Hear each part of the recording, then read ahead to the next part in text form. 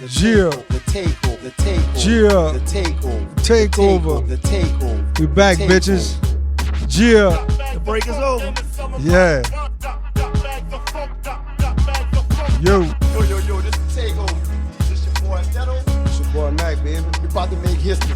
DaTakeOver.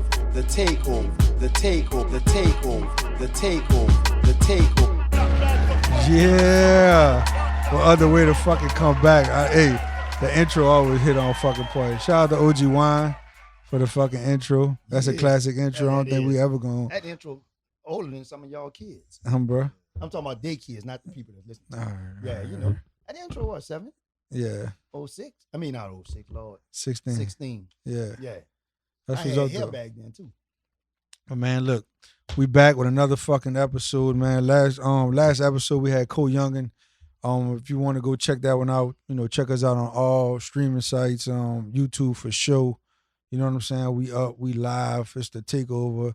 I go by the name of Mac. I'm Theto, baby. And we back with another one. We got none other than Mr. Outside him fucking self. We outside. Flagboy Giz, man. I'm glad y'all got me here, man. I appreciate y'all having me, man. Oh, love. Hey, man. Man, look, let me tell you something, brother. Like, you have like your soul just hit different, brother. Like when it comes to the city, you know what I'm saying? Like what you like what you've done thus far, because I already know you about to like take this shit to next. It's about to continue. I already know it's about to go next level. So I just want to salute you with that, because had to pick up my damn kids, bro. I couldn't catch you at the fucking French Quarter Fest. You know what I'm saying? But I saw the videos and just alive. Like every time I see you perform on stage, bro, it's just alive. It's just fucking live. I was in that old hot ass son. You was there? Yeah, I was champion. But I was, where they were selling the daiquiris like for that? Yeah. I was sitting on that little bench. I was catching you from a distance. Yeah. I was looking at that booty shake. Like people in front of you. That was Peaches, Slim little sister. Bro. I had to cover the little baby Indian eyes, because there was a lot moving up there. But bro. That man, so like, just to we're gonna look to me and Theto, the podcast is the takeover. We all over the place, but we definitely gonna have a good time. You know what I'm saying? And it's not an interview. Let's not an interview. We just running. Nah, we just running. Cool. It's running. Yeah. We just running. Yeah, we just talking. But Indians get mad when I talk too much. This culture has always been like some hidden stuff you don't really talk too much about what's going on. So sometimes they take offense. You know what I'm saying? Just the fact that so many people like what I'm doing, a brand new. I'm not doing it a traditional way. So I'm just glad y'all got me a chance to really be free and talk and answer questions people might be having. Yeah. So I mean, since you there with it, like, so I know you from the 9, but you run with the Wild Tchoupitoulas. And that's an uptown. It's uptown on Tchoupitoulas.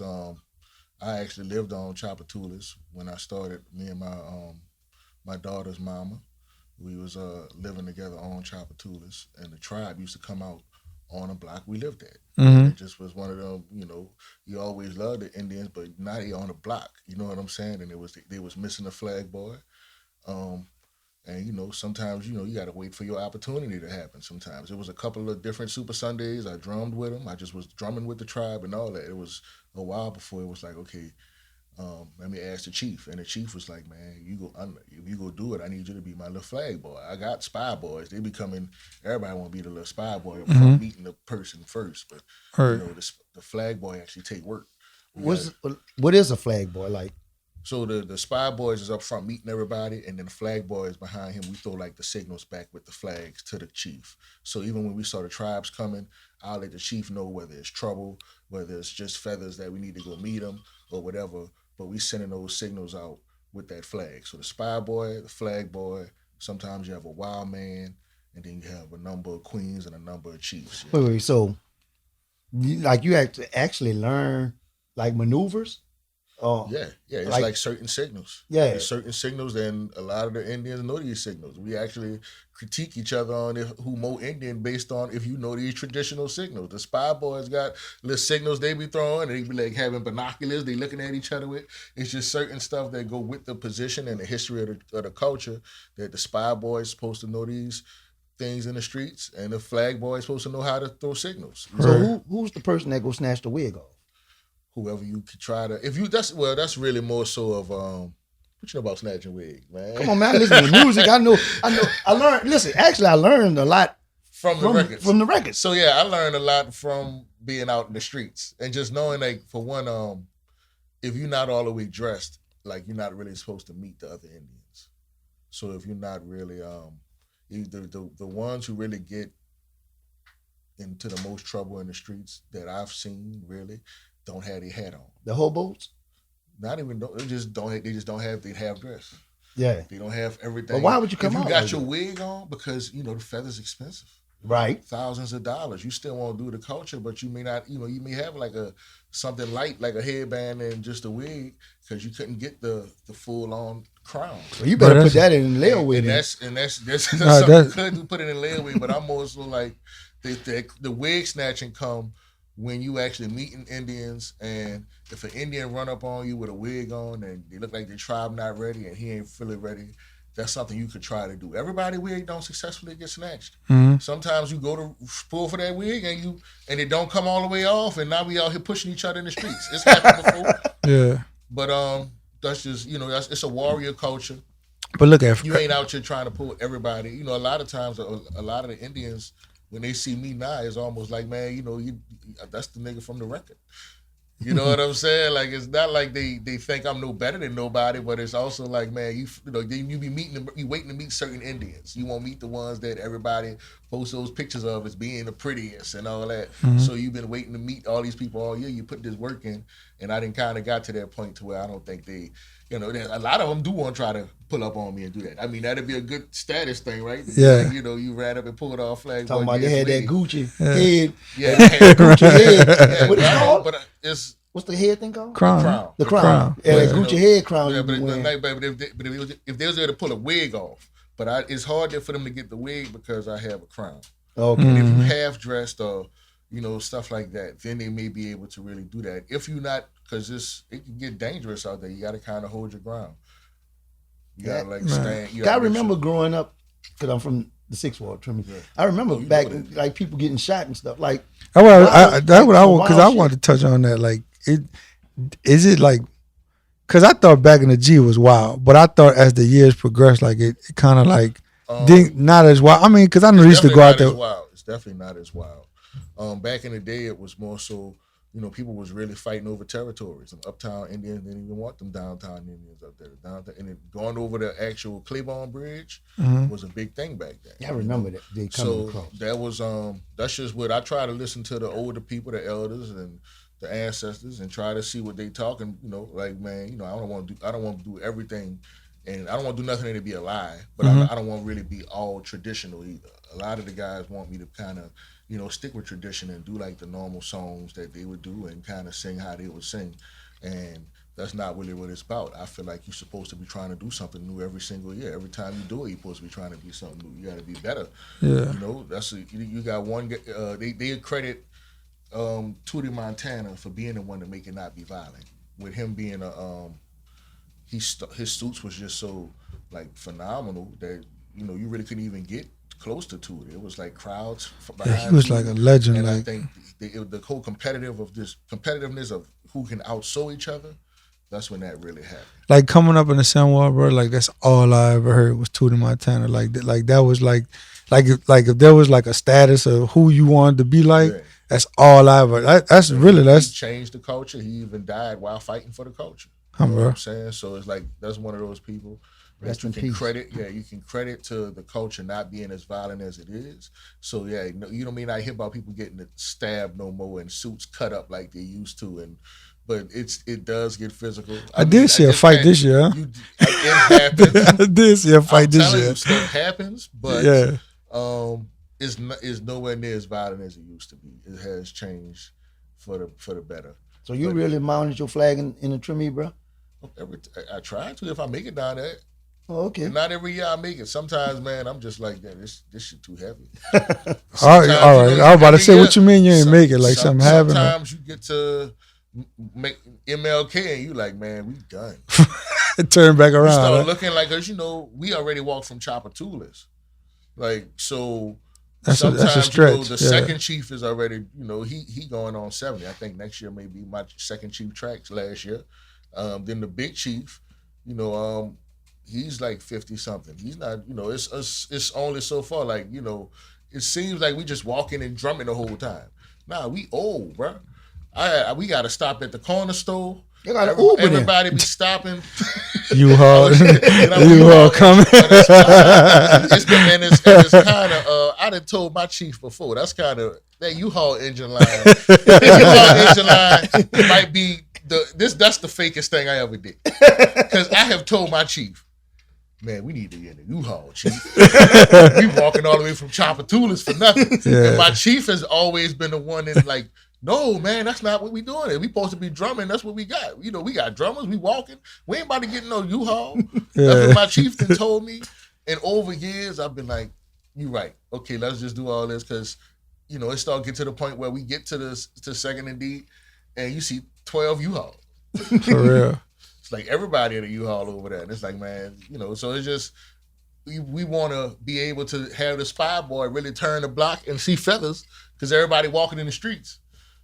And be able to run up on somebody, you know what I'm saying? Like, that's the whole purpose of it, trying to keep tradition alive. And I know the Indians themselves have said that, you know, they talk about each other and call them U-Haul Indians. I didn't make up the term. Right. I heard them call each other like, man, you U-Haul Indians. We supposed to be walking across. I read them dissing each other online even said that. I just was like, damn, this what y'all worry about? And so when it came time to make a bounce song, you know, I'm just trying to make New Orleans music. It wasn't even about trying to make a bounce music or Indian music. At the end of the day, man, I'm just trying to make New Orleans music. I got second line songs. Yeah. I got love songs about the second line. Second line. You know what I'm saying? That's a joint. I ain't gonna lie though. That's a joint right there. Fell in love. Yeah, rubbing that feather across her nose. That's a joint right there, bro. I ain't gonna lie. That one more so like I tried to make all the lines, the punchlines and stuff, and be about or include like second line club names throughout the song because I felt like nobody had ever done that. Yeah, that was dope. So, I know. That's like naming every wall, like you know what I'm saying. I used to do like in a regular bounce song and shit like that. But look, so you was always talented, right? Like drumming was probably like not that hard for you to do, but was becoming an Indian always something that you wanted to do, or just you living uptown that just kind of just happened like that?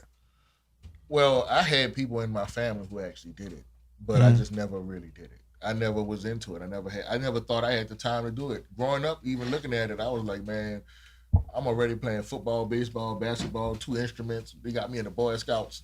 I don't have no time to I want to play video games too. You know what I'm saying? Right. And I just didn't want to do it. And it wasn't really until after Katrina that you know, I did this episode of MTV True Life where they followed me around. It was like MTV True Life, I'm returning to the Gulf Coast. And I could just remember that first Mardi Gras after Katrina. That shit damn near make you want to cry.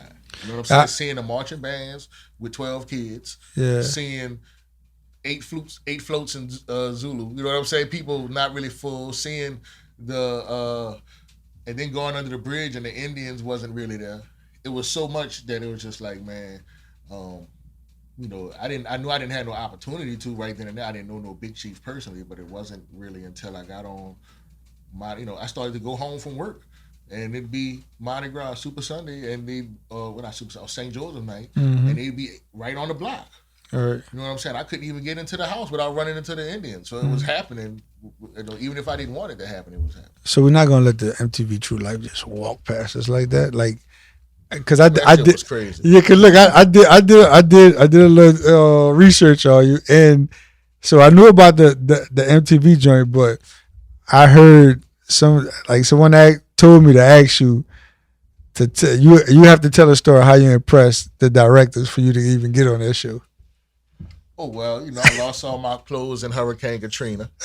So I started you know, ordering shirts off of like, you know, different shirts, like websites online where you could just like make custom shirts. I had like shirts where it was like the RTA bus with wings on that bitch. Rest in peace, Auntie Rita. Cause you know, I know niggas used to be like, man, I'm catching Auntie Rita. Auntie Rita bringing me home because we're catching that RTA. Right. So I was like, man, had like the Auntie Rita with the clouds and the fucking, you know, with the rest in peace date, the Katrina date. Yeah. And I would start making shirts, but I had one shirt that had, you could take a nigga out the 9, but you can't take the 9 out of nigga. Right. And it had the Katrina, and I don't want to say it was a selfie, but it was me.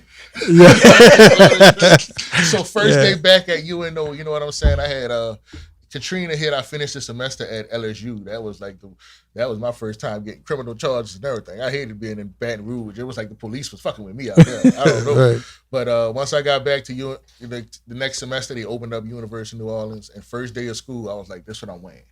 And I wore it first day of school, and it was following this white girl named Christian from Slidell around, Metairie. She's from Metairie. And I guess they didn't really have nobody black on the show already. And then, you know, my shirt answered every question they knew, what they wanted. Oh, you black? You from the Ninth Ward? And you go to this school here? And they just start asking me questions. And I guess once they realized I could articulate some shit, they was like, all right, you won't be all, well, can we come to your house? So I was like, all right. They came to the house. The house or the trailer? The house. It was the house. The house was still up. Okay. Like, you know, that with the, like, you know, the water had got to the ceiling fan and soaked that bitch. So, you know, they walked inside and a ceiling fan looked like this, like a fucking old painting or something. Yeah. Like it melted. And it was like, I just heard, and I was like, oh, them bitches go put me on the show.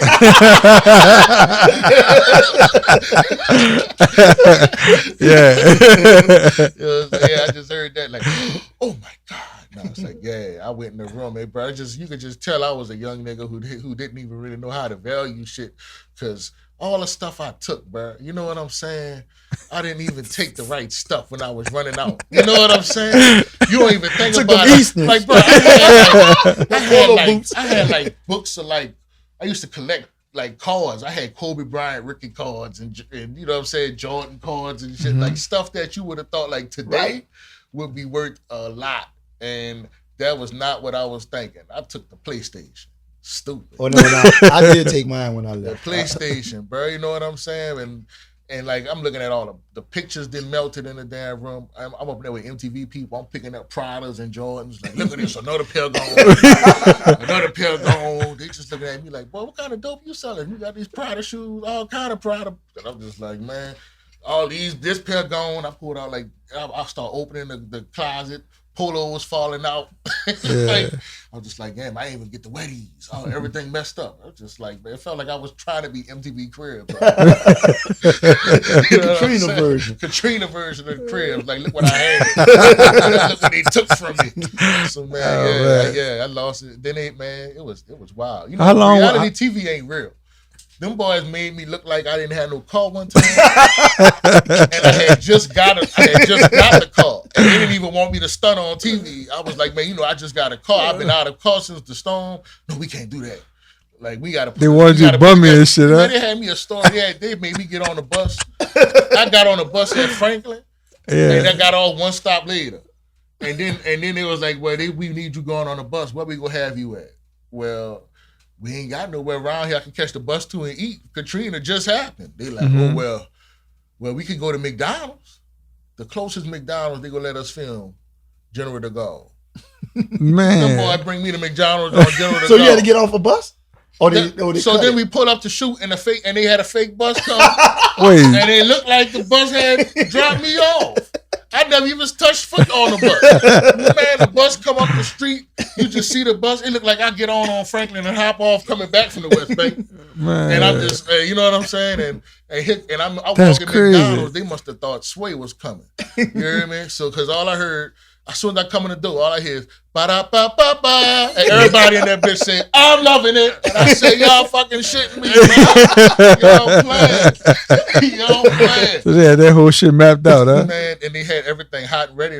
One time was the ice cream machine working? Everything was working. Oh, everything. You know they fake. knew, bro. I was like, I want a double quarter pounder with cheese. The boy turn around. There you go. I ain't never.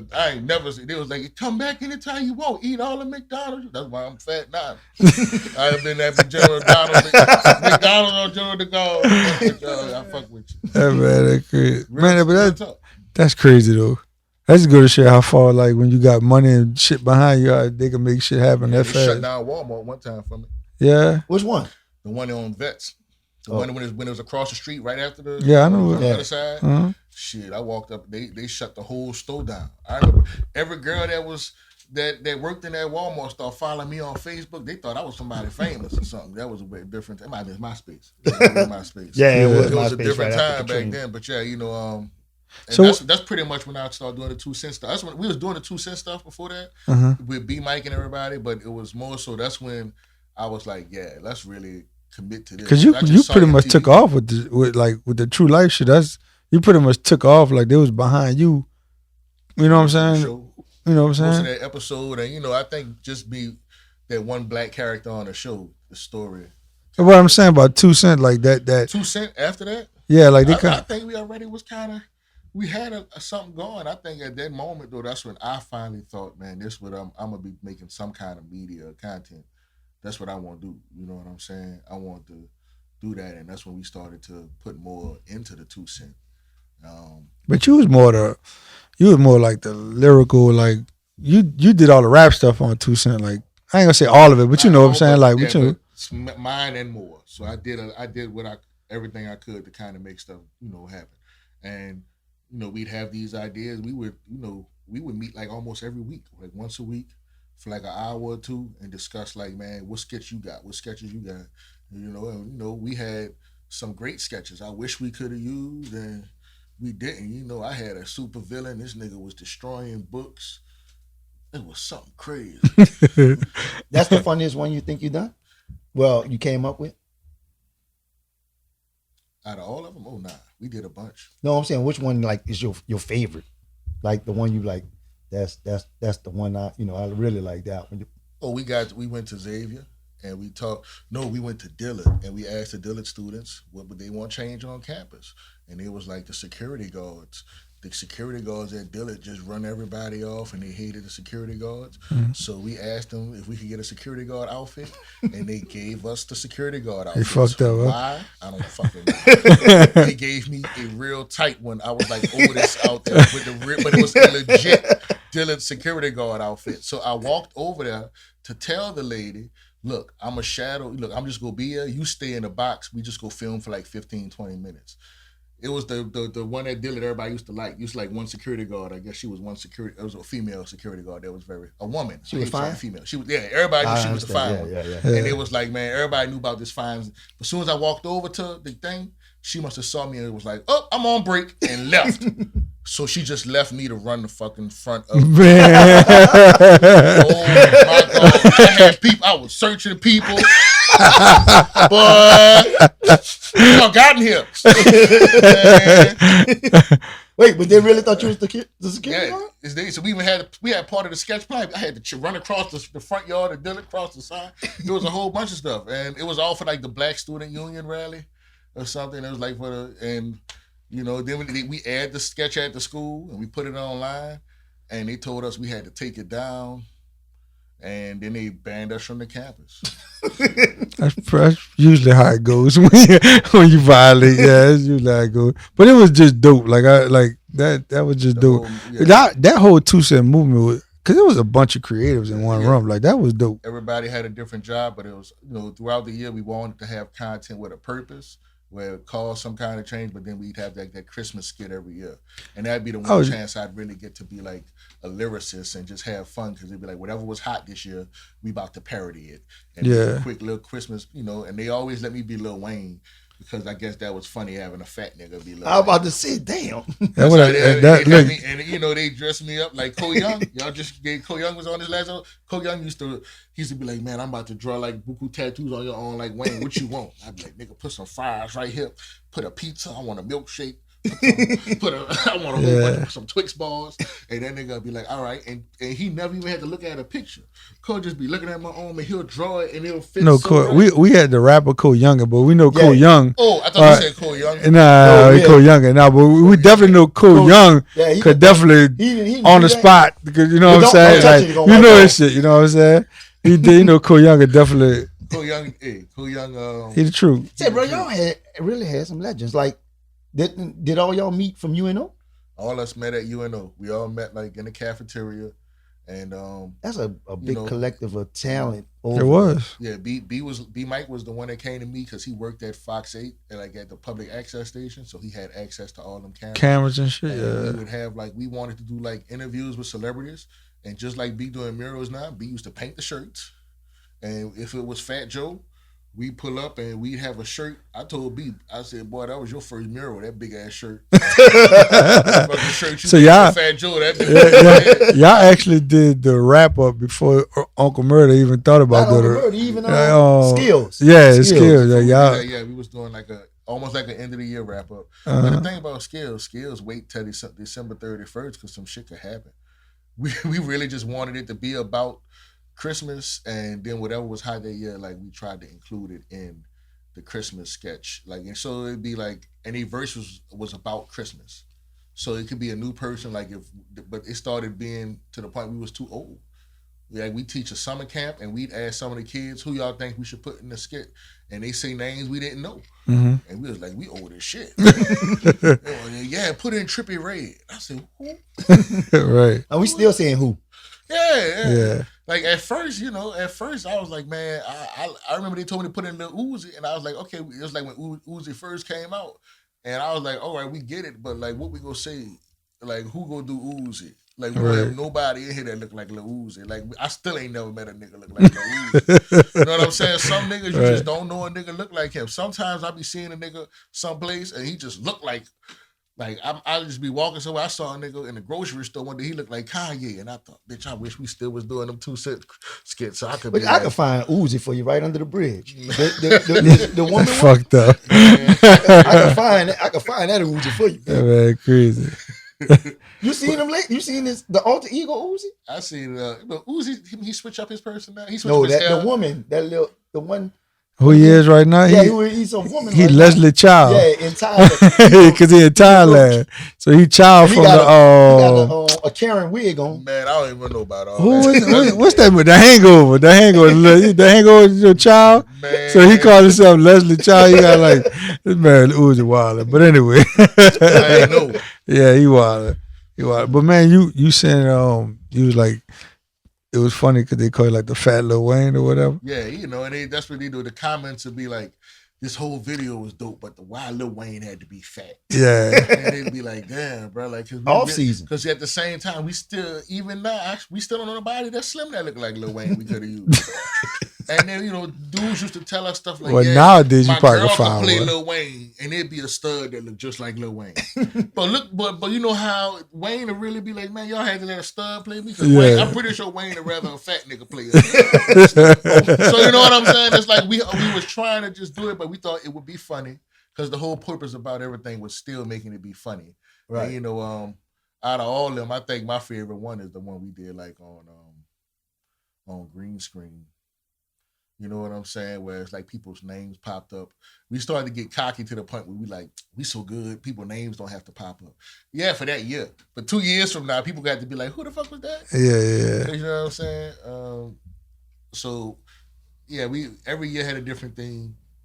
And it was just, a Christmas sounding beat. Sometimes we worked on a beat together. Sometimes it was Steve-O. And then, he was in 2 Cents. Yeah. And then sometimes...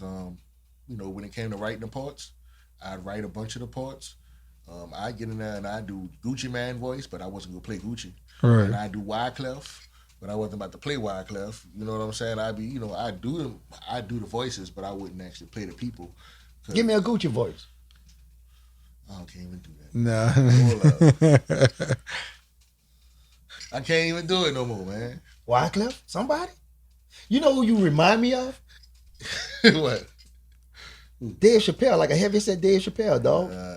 If you want, no, I'm saying like your face with the little cheeks and you actually look like you could be Dave Chappelle or the brother. A fat Dave Chappelle. No, I ain't say that. I say this is the brother. A chubby Dave Chappelle. That's what you said. I heard it. Look, I can feel it. Me and Matt brothers, and look, I don't have no hair. He got all that wavy hair. Yo, real brothers? Yeah. No. I know that. I came from Cuba. He came.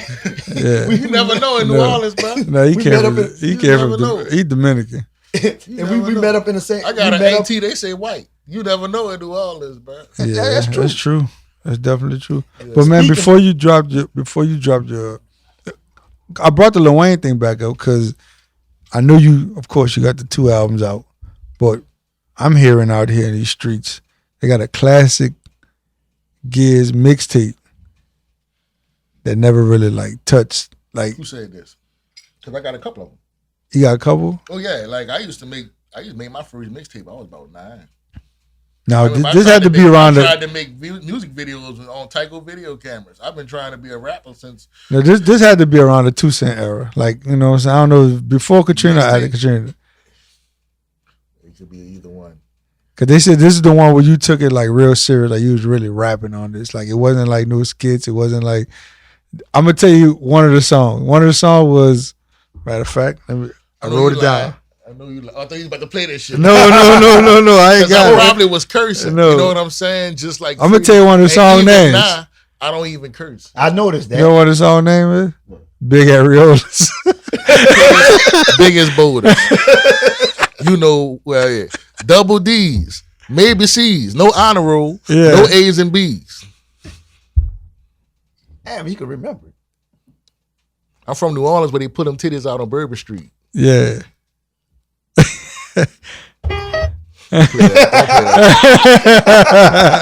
Not yet. But now I'm just saying that, like, you know, so I say all that to say, like, you really was always inspired into the music and stuff like that. Yeah, I used to work at the Wyndham, right? I was a valet, but I worked graveyard shift. So sometimes I used to sew suits overnight, but I used to bring keyboards and pianos and my stuff and hide it in the closet overnight. The same dude that directs all my music videos, the Wild Tchoupitoulas, he used to work front desk. And he used to cover for me and let me hide in the closet and just play around and make songs. So like Big Areolas is one of them songs that I just was playing around. Yeah. And I even had a whole, I thought I could, I thought it was a dope song. You know, you the first straight man that came out the closet? What you mean? Nothing. This man, that's crazy. You was out in the closet? In the closet. But it was like the Bellman closet. I used to sleep in that bitch sometimes. Really good sleep. I used to take the Bellman cots. I invented the Bellman cot bed. That's what all my coworkers was like, boy, you really gets over in this bitch. Yeah. I put all the Bellman cots together, get one of those sofa packs that the guests are asked for overnight, put the pillows up, lay the blankets on that thing. Put the walkie-talkie right next to it, take my shoes off, have my socks on, wiggling my toes in that bitch. Sleep. Be like, man, look, if anybody need a call, holler at me on this walkie-talkie. I get about 3 good hours of sleep while getting paid. Oh, that's great. Oh, yeah. But, some nights it wasn't like that. Some nights I really was just in the closet. Like we even had, we had stuff to produce for 2 cents sometimes, and that's like after a couple of times I did that, I was like, man, I could just work on my own shit. It's quiet over here, you know what I'm saying? Ain't nobody fucking with me. Ain't nobody gonna be wanting shit from 1 a.m. to 5 a.m. Like people sleep, unless it's an event going on in the city. Ain't nobody coming back. So I was like, man, I'm about to get away with everything. And like I said, shout out to Dwight. He direct all my videos now. He was one of the first people I used to always be like, say, Dwight, come hit this shit out me in the closet. And he'd be like, damn, G, you good at this shit, man. You need to, and then that's dope, y'all still eventually, we both fucking quit the job. Well, no, I got fired. I think we might have both got fired. At the same time? Yeah, I got fired on my day off. Oh, come on. She ratted on you? She was one of the supervisors at the time. You throw that water. Yeah, but on my day off, they said that I lost a key when my last time at work. But anybody could have took a key, and the car pulled off because I think they had their backup key and got in the car. It was so much to it. Then the lady said the people mailed the key back because I dropped it in another key. I think the manager that didn't like me took that bitch home. And she's snapping. And then she said, And I had been working there for like 10 years. Thank you, bitch, because look where I'm at now in life, ho. There you go. I mean that. Yeah. He a wild ninja. I mean that. Man, that wouldn't even happen. I still would be parking niggas' cars. Look how God worked. Yeah. Damn. With the suit on? So I used to be sewing it overnight sometimes. And the cool thing about that one job, they did give me the opportunity to take off for Mardi Gras, which is some wild shit. Like if you work at a hotel on St. Charles and they tell you every year for Mardi Gras you ain't got to be there because they know you got some other shit. That's a job that it was all right. But sometimes one monkey can't stop the show. All right. So look, when you sewing, it's like a group of y'all sew. Like you get family members together, y'all sew. It's just me. What? Just me. That's a lot, brother. Just me. Last year I sold on Black Panther 2. I sold my own shit. And then for my second line club, I put all the shit together for the second line club. And that's like 25 niggas. We parade the second Sunday in October, the Prince of Wales. That's the second oldest club in the city. This year I'm the king of the parade. So I gotta start posting about that at this parade. Yeah, that's what's up. Congratulations, man. That's dope. But man, look, cause I didn't see, bro. And the 7 I grew up at, the biggest gang was Black Feather Gang. Yeah. And man, when I tell you they used to be sewing like all the way till Mardi Gras morning. That's all with Big Chief Corey, huh? Yeah. Black Feather. Yeah. And he was looking amazing this year. Yeah. And Black Feather, and they used to have Lionel. Lionel, yeah, Mhm. man. Lionel Lionel that was the spirit right there. And a lot of Indians, he have a suit that's in the Backstreet Cultural Arts Museum. I ain't know So that. I know I took when they was relocating, I really took pride in being able to be the person to make sure I was taking Lionel's suit and making sure it was moved right and put in a careful place and stored right. You know what I'm saying? They didn't call me when they was putting it back into the new building, Mhm. but at least I know that when they was taking it out and it was old and he was transporting it, it was transported one way right. And I just glad I was even a part of that because I didn't get to see it in person before he was alive. That's love, Before he like died. for somebody like younger that takes so much pride into it. Like I really salute you for the stuff like that. Even the things you're doing with the music, like I told you, I learned some stuff about the snatching the wig, the baby doll head. Yeah, but that's not what it's all about. No, But I'm just saying I picked out them things. But it can get. Yeah, but I'm saying even if, like I was telling someone, if they didn't know some of the culture of New Orleans, like when you said on Gentrified, when they ran the interstate through, through Tremere, that's real stuff that we learned in history and everything. But I was saying like that is good that you putting that in there because even though people bob into the beat or whatever, because it's nice and catchy, but you still feeding them some knowledge. Yeah, see, what that gentrifying the city is more like, I felt like that would be my version of a new song. Like, I don't really do My Big Chief Got a Golden Crown. Like, everybody sing that, and they sing Shallow Water Old Mama. Mhm. Somebody got a soul, Lil Liza Jane. Like, it's always like, the same little bunch of Indian songs. And I thought like, all those songs, they all have different meanings for different things. Like but Shallow Water Old Mama, you always was taught that was the one that had the most significance because y'all got like, you talking about slaves escaping through shallow water. They get the scent off of them so those hounds couldn't fight. Like, that's like supposed to be like, so with stuff like Shallow Water Old Mama, with us communicating like that, and then somebody got a so like with us communicating in music, it's like, well, what would be the message of what's going on in the city right now? You know what I'm saying? Like right now, we talking about we can't even afford to live here. Facts. You know what I'm saying? So and I'm starting to point out all the stuff that then changed in direct relation to that. So I just thought like that would be a modern day, walk hall type beat. So I made sure with the drums I was picking, I was very, I wanted to make sure I was very specific in picking them particular war drums because the Mardi Gras Indian songs got a lot of different, cadences. Mhm. And I wanted to make sure that was the cadence we went with, and even in the background of it, you hear like really low in the back of Gentrifying the City. It's like, oh, Yeah, the hymn, yeah. oh, like he about to really go to war. That shit really, really, really low and stuff that Americans don't even like. They didn't took at it like they chant that shit at Cleveland Indian games. Mm-hmm. Like, they was chanting at Redskins game. Like they didn't try to take it out because they know like man, that's real Native American stuff that we've been playing with. You know what I'm saying? So it's certain stuff like when I wanted to make a song that had meaning that would be, kind of an extension of what 2 Cent was doing. You got to have like meaning in your stuff. You can't just be saying it for no reason. Everything got to like, try to change shit for the better. So that's why I was like, man, this would be the one song. And I just did that one song. I didn't even have intentions. Oh, shit. I didn't have intentions of a second song. I made that song. I made the song in the video and put that shit out before I knew how to upload music online.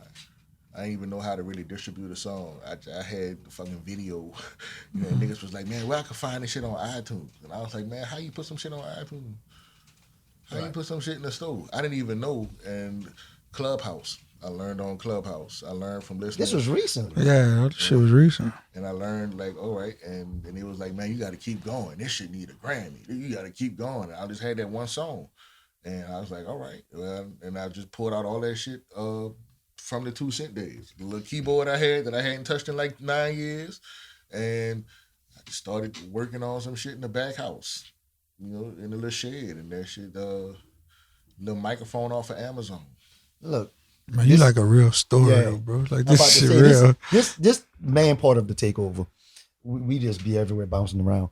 I want to ask you back, because what's your ties to like the Neville brothers and what is the Masters, the old funk group? Well, the Meters. Yeah, the Meters. The Meters. The Neville brothers. Well, shout out to Cyril Neville. I'll be performing with him at Jazz Fest. I don't know if this will be out by then, but I think it's on. Oh yeah, it's gonna be out by then.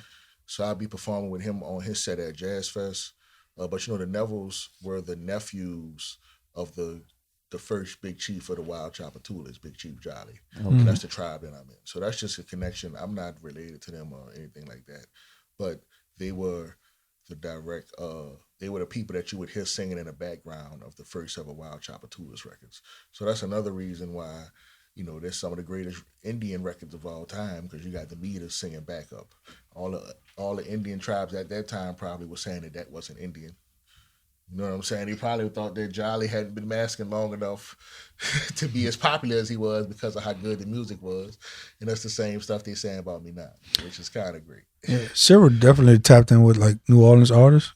Matter of fact, I'm like executive producer on 3 songs that he did. He did one with Pie Sky, he did one with Nesby Fifths, and he did one with Gene Stanza, produced by Mayfield.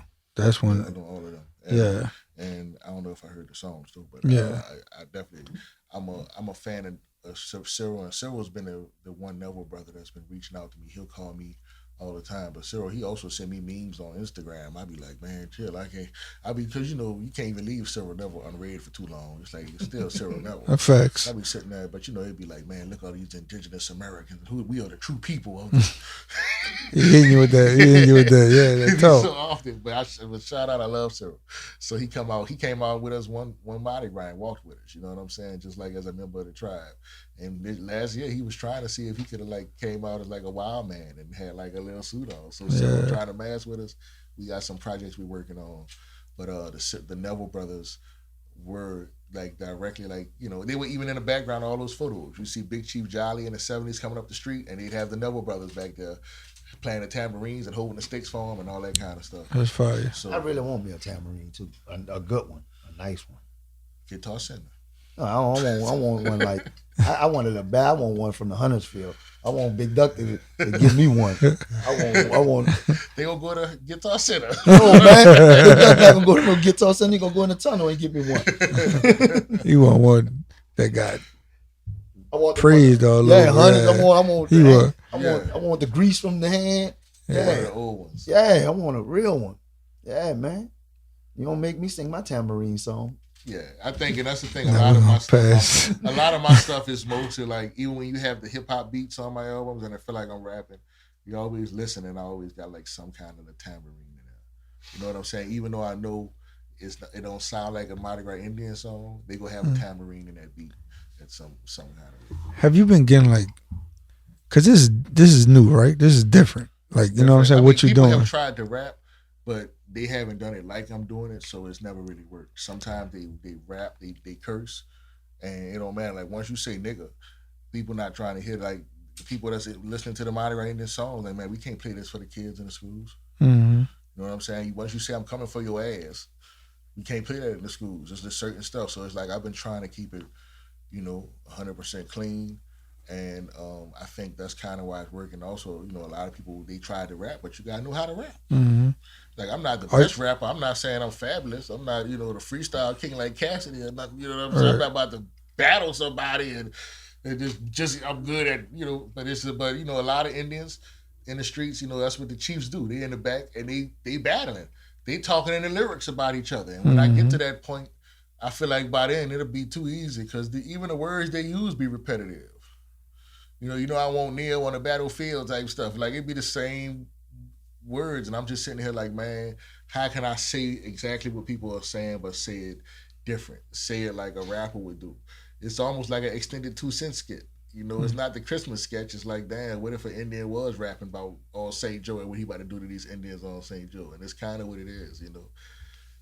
How you feel about like if being typecasted, like just because you got lyrics, you can rap, and you just how do you want just the flag boy, just him all the time. Well, I don't know what you're saying. What you mean? Like, all right, like let me see. Trying to think of somebody in a movie like your boy that played Transporter. That's all your boy that played Taken. He stuck in that type of. That's what I'm talking about. That character almost all the time.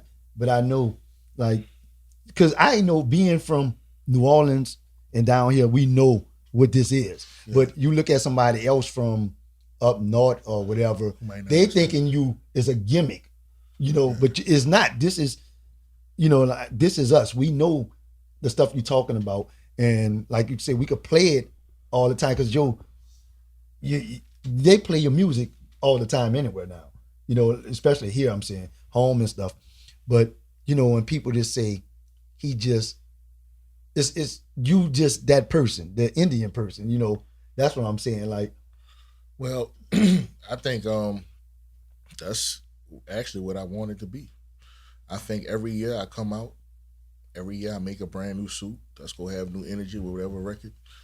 Every year I'm going to have Mardi Gras happen and it's going to be some different shit. Mm-hmm. Every year St. Joe happen, there's going to be some different shit that's going to happen and it's going to inspire another record. Even if I leave uninspired after both of them events, and I'm thinking, damn, I ain't even get to meet this many Indians. I feel like we didn't even bump into that many feathers this year. I didn't get to talk my shit like I wanted. If I feel like that, I got to the point that other Indians is online talking crazy. Mm-hmm. So it's like I'm always gonna be motivated to make new content, and every year you come out, it's like when 50 got shot. When 50 got shot them 9 times and their first album dropped and everybody was like, man, this nigga shit hard. He got a song, you know what I'm saying? Talking about many men. And they start off with gunshots, 9 gunshots, and niggas was like that. Then the second album dropped, and even though it was cold, niggas was like, man, it wasn't like that first one when you didn't know because he was telling his story. I get a new story every year. Right. Or some shit that happened. And that's what I think, that's all I want to do is just tell the story and not lie about it. Tell exactly what happened. And if you tell it and, you said you saw this shit, you saw a fight this year. Yeah. And I saw it. I knew every Indian in the video. I sat there and I knew why it happened. I had my opinions on both sides on this dude, why he swung something at this dude and this dude blocked it. And it looked like they pushed him under the car. Yeah. You know what I'm saying? It was so much going on in the video, and then I can call both of these dudes. I can call either one of them and be like, man, what happened, bro? And they gonna tell me. But at the same time, I'm not sitting there like I'm telling this story on my album. I'm not about to be like I swung and hit you in the head with my shotgun on my album.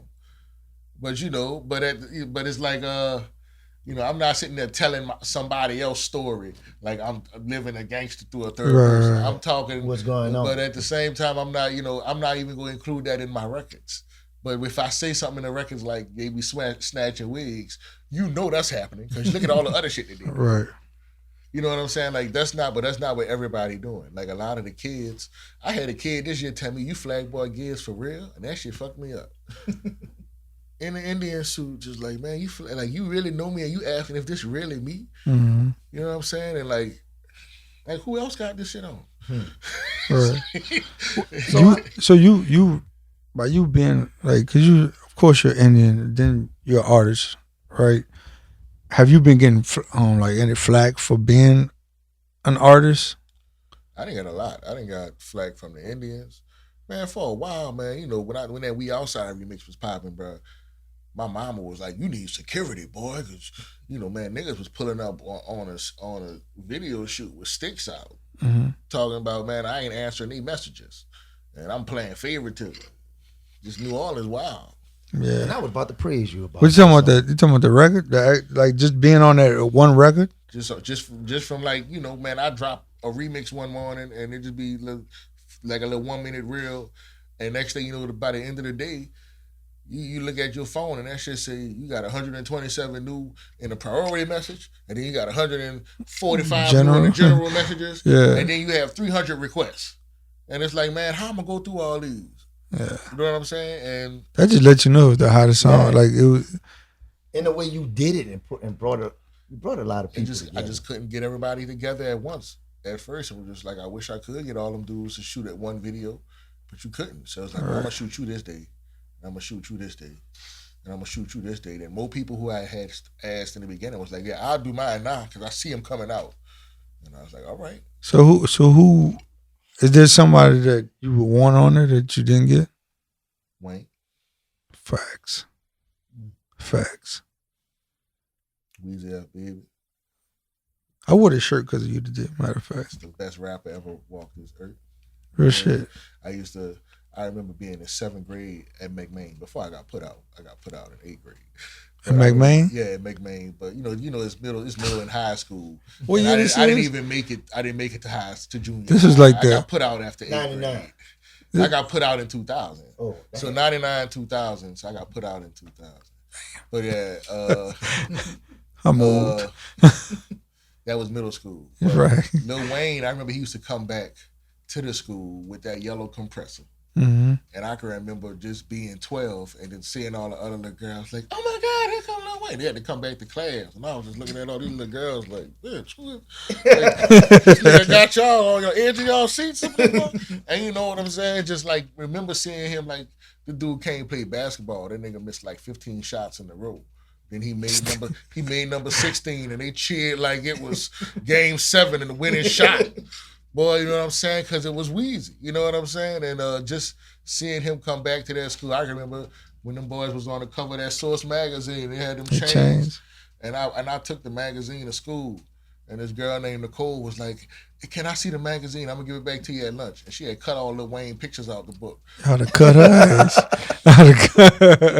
All the bitches was in our locker, bro. Lil Wayne was in our locker, and I couldn't find a Source magazine nowhere else. Man, that's cool. Damn. So that was like, you know what I'm saying? Like Lil Wayne always has been my favorite rapper, bro. So just to know that, like, everybody started commenting. When you seeing McMain and Tez Poe and everybody commenting on the videos, it's Yeah. like, man, that's one elbow over. Yeah. You know what I'm saying? Frida asked for the beat. So for a while, I thought we was about to wake up one day and have a verse from Frida, but it just never happened. Right. Rob asked for the beat. 49? Spitter asked for the beat. damn.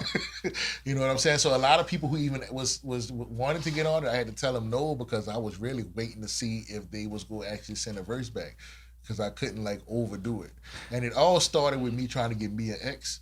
Mia X was one of the governors of the Recording Academy. Knowing to put her on there, knowing she can't even promote a song unless she's on it. And then you have a song like this with the governor of the Recording Academy with all those people following her and she promotes it and you have every New Orleans city, like an artist attached to it. I was just thinking about, damn, I could possibly, do some John Baptiste shit with that nigga did with how all of St. All got a Grammy. Like, Right. yeah, so That's dope. We got we had her on the show, our first show. Yeah. Back in 16, that was the first person we had. Yeah, She gonna do it, you gotta showed have her love. stamp. She did her verse, but that was really what I was waiting on. A lot of people were like, when you go end it, and it was like, that's what the secret really was. Whenever Mia sent her verse, Yeah. and once Mia sent her verse, it was like, all right, well, if y'all ain't sent it by now, it is what it is. I'm going to tell you, so like, just like you'll wake up in the morning and post them joints, every time I get online, one of my favorite, and it's crazy because it's like, but one of my favorite artists that you had on there, when Hot Boy Ronald jumped on it, I ain't gonna lie, I said, man, because it gave it like that real New Orleans, like, Shout out to Hot Boy Ronald. Yeah, Love man. Hot Boy Ronald. Hot Boy Ronald made a lot of this happen. Hot Boy Ronald is how Chopper Style got on there. Hot Boy Ronald is how Dolomite got on there. And then Chopper being on there just made a lot of people just be like, willing to work with me. So Yeah, shout out to Hot Boy Ronald, and Hot Boy Ronald even had one of my favorite verses of the song. You know what I'm saying? His No, verse was about look, St. Joseph's night. yeah. You know, real fly boy. I don't need no feathers. You know what I'm saying? Cause it gave it just that New Orleans, like that feel, like they're back in the '90s feel, like, you know what I'm saying. And I'm not knocking nobody else, you know what I'm saying, like, but he just gave it that fucking. And Hot Boy Ronald, the man. And Hot Boy, man, I just love Hot Boy Ronald and how he did it. And he ain't never asked me for nothing. He ain't never, you know what I'm saying? He did it off of love. And then he was on the phone with me like, man, why you didn't try to get Chopper? I was like, man, I don't think I could afford Chopper. Some people just want a little much money and I can't afford that. Right. Yeah, like, man, Chopper ain't even that kind of nigga. Let me call Chopper. Man, he called me back 3 minutes later. And Chopper on the phone, it was like I was listening to the radio. Oh, yeah. And they was on that phone. You know what I'm saying? And Chopper said, he was like, yeah, man, I was going to do the remix anyway. I was like, what? But take your shit. I was going to do mine anyway. I said, all right, well. And Chopper was the only one we showed up to, and he had his own videographer out there. We was like, man, we good because we know we going to make a video. We need to have all this footage to piece this together. And he was like, man, don't worry about that. I got a rig cam. They give it to you. And I was like, and I had to tell my partner, Dwight, I was like, you know what? We've been doing all this shit ourselves. Let them do it. If they want to do this one, yeah, let them do it. Let them have it. He got a very expensive camera. Let him go do that. I like the scale of the shit though. Like, you know how you say you had Mia X, and then you had like some up and coming artists. You know what I'm saying? Yeah. Like, you know, of course, XL, Iceberg, J. Austin. Yeah, J. Austin is my brother too. Me and J. Austin already had a song we was working on. He had this song called Big Chief that he had sent me, and I had just sent him a verse back. And so we put that out. I don't know if that's gonna be on the album, but he did a video. And J. Austin, you know, J. Austin always got the women in his video. Facts. So I was excited about doing that video. I was very excited. I said, yeah. Yeah. I was excited watching your Judah video. I said, God damn. And that's the crazy thing is a lot of the Indians who haven't really been showing support are mad about videos like that with Judah.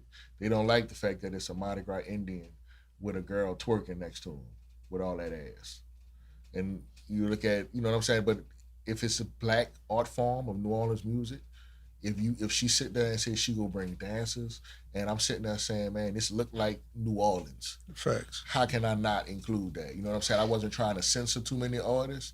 Like, I apologize to Jay Austin because at first I told Jay Austin not to curse. I was like, try not to curse. So he was kind of limited in what he was doing. His whole verse was X-rated. And then it was only 8 bars. I told Jay Austin give me 8 bars, and he listened. Everybody else was not counting right. They was giving me 16, 24. Boy, after football, they went in. They wanted their moment. And the thing was, I was letting them have it. I was letting them say, man, look, if this song, if y'all really saying this song is the new Mardi Gras Mambo, and y'all want a verse on, and then you want to do it, and you a bounce, like a face or a name associated with bounce, and you want to get on this, I'm gonna let you do you. Do what you want to do. I'm gonna let you be free as a black artist in this city to touch this. I ain't let nobody on the remix who wasn't black. Bro, you had people that tried to. Of course. Picture that. Of course. But I'm just saying. But even after that, if you look at it, I was trying to make sure if it's black masking Indians and I'm representing a culture that's been around since before black people could go to Mardi Gras, and it's been done by black people, and it's, you know, sacred by black people. I couldn't sit there and let nobody on the remix who wasn't black. Bro. Didn't I? You know what I'm saying? And I just let people have it, you know, be free. I had Baby Boy flexing. Everybody was having their fun, you know, and I'm just glad I was able to do that, you know. Since we're talking about that, the fact that you got them to come out and perform it with you at the French Quarter Festival, that was even more dope, dog. Because it's one thing to, you know, line everybody up to, you know what I'm saying, like, you know, you had your appointments where everybody shot their own joint, but to have everybody come to the fucking French Quarter Festival, because that's big, you know, because some artists, they just want that. They got 10 minutes or whatever, and they want all that shine to themselves. Yeah. But you spread that love. I knew I didn't have that slot without them. Facts. You know what I'm saying? I know I have, the song might be a little hot, but that remix, putting people on there is what got me, you know what I'm saying, out of nowhere. I'm you know, on a Jack Daniels stage with smoke machines, you know what I'm saying? Mm-hmm. On Friday night, my set in 10 minutes before Frida, who on the poster as the headliner with the Soul Rebels. So it's like I'm sitting there knowing that, and I had talked to the French Quarter Fest people. I'm like, man, I'm trying to record a live album. So I recorded a live album for the first hour, and I knew that's all I needed. Like, I've had enough performances, enough festivals where I know an hour, 15 minutes, I can get in about 15 songs. So I was like, I can just do an hour of music, let We Outside be the last song, and if they gave me an hour and 20 minutes, I'm saying I'm going to let the last 20 minutes be dedicated just to them getting their shot. So I invited, a lot more people. I invited Subtweet Sean. He ain't coming. And he said he was coming. And I invited Mario P. I invited everybody on that remix. You know what I'm saying? Because if you got me to where I'm at, I wanted you to be able to enjoy, being on that French Quarter Fest stage. Not everybody had that opportunity to be on a big old stage, and I can't do it for Jazz Fest. I only got 45 minutes. Right. So, I wanted to make the most of it. Well, that's what's up, man. Man, so congrats to everything you've done, everything that you have coming to the future, man. So with that said, what's next for you? I'm dropping the album on June 14th. It's gonna be on Flag Day. That's National Flag Day. You hear me? But it's gonna be called "Disgrace to the Culture." You hear me? One of the old men told me I was a disgrace to the culture. One of the very relevant Indian said that, and I just, I was very inspired by it. You know what I'm saying? I got a Gucci suit. Some people hate on that. That's kind of disgraceful. And then once, if that give me an opportunity to really talk my shit, I'm gonna have a song called "Drumming with the Pilgrims," where I'm talking about a lot of the other Indians and how their band's looking compared to mine. Because I got the blackest band in the city, and a lot of Indians say I'm not the culture, but they don't even share that money with their tribe. They get these festival contracts like me, and they don't have their whole tribe up there. They don't have black musicians behind them. So what part of the culture is that? So it's going to be called "Disgrace to the Culture," dropping June 14th, Flag Day, along with Flagboy Giz live at the French Quarter Fest. That's going to be available on vinyl, stuff like that.